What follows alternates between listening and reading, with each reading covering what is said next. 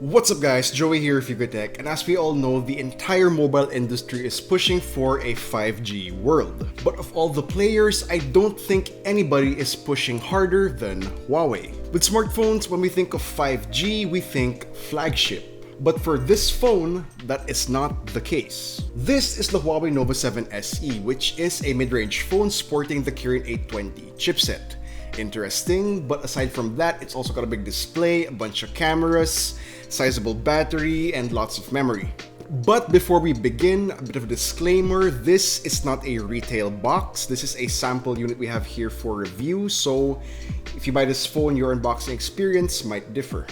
But for us opening the lid, first we get the phone itself. Below that, we have the smaller box with the included case and SIM ejector tool. And under that, the 40-watt Huawei supercharger, USB-C cable, and a pair of 3.5mm earphones.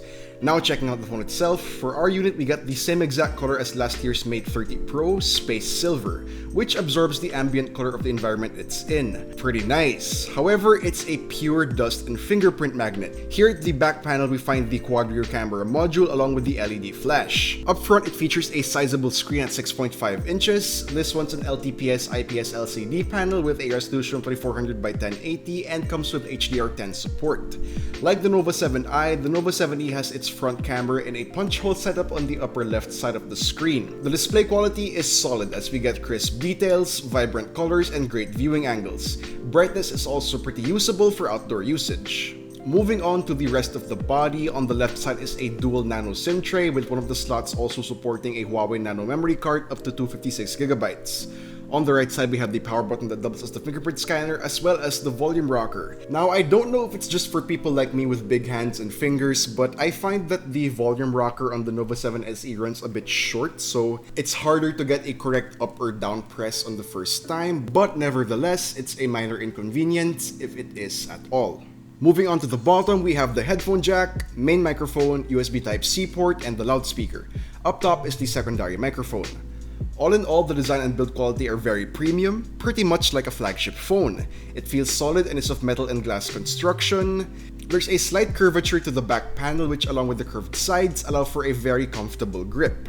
The Nova 7 SE is powered by a high-silicon Kirin 820 5G chipset with a Mali G57 GPU along with 8GB of RAM and 128GB internal storage. This setup provides solid performance as evidenced by our great benchmark scores here. Heavy tasks such as high graphics gaming and multitasking should pose no issue. And basic productivity, navigation, and social media tasks are very smooth.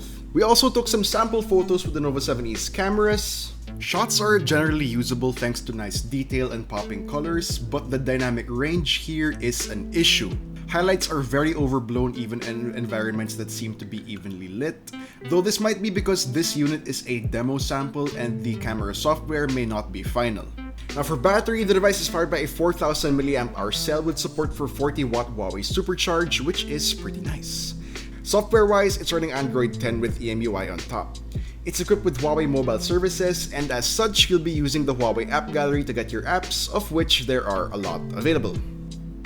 The Huawei Nova 7 SE is priced at 19,999 pesos. With solid specs including 5G connectivity, the Nova 7e is shaping up to be an interesting addition to a very competitive mid-range market. Now, what do you guys think about the Huawei Nova 7 SE? Let us know in the comments down below, and if you enjoyed this video, please do drop a like, subscribe to our channel for more content, hit the bell icon so you don't miss any future uploads, and be sure to visit ukitech.com for the latest tech news and reviews. Again, this has been Joey, and guys, stay hydrated.